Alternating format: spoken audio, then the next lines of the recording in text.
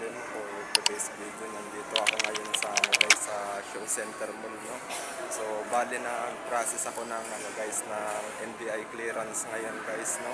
So mabilis na lang po pala yung mabilis na lang pala ang pag-process ng NBI clearance. So bali nakuha ko naman siya agad, no, ang NBI clearance. So ito na-release naman na siya yung ating NBI clearance. Ito nga guys, no, release naman siya, no. So bali kakakuha ko lang, no, kakakuha ko lang ng NBI clearance. So nag-renew ako ng NBI clearance guys dito sa may show center mo.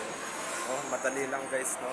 So ang kailangan lang naman sa pag-renew ng NBI clearance mga kademo is 2 valid ID lang, 2 valid government ID ang natin yung sa pag-renew natin ng NBI clearance, no. So nag-renew kasi ako ngayon ng NBI clearance dahil sa guys, no, nag-renew ako dahil sa requirements ko sa guys sa trabaho, no.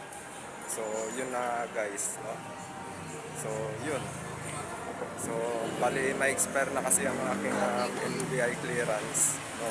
Kaya nag-renew ako ng panibagong NBI clearance ulit guys, no.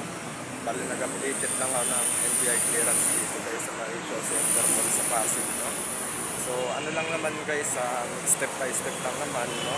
So ang lang natin is biometric, tsaka picture, tsaka electronic signature, no. So yun guys, no. So wala naman tayong wala naman tayong hit sa pag ng NBI clearance, no. So no hit tayo sa NBI clearance guys. So clear naman tayo guys, no. NBI clearance. So yun lang, maraming salamat.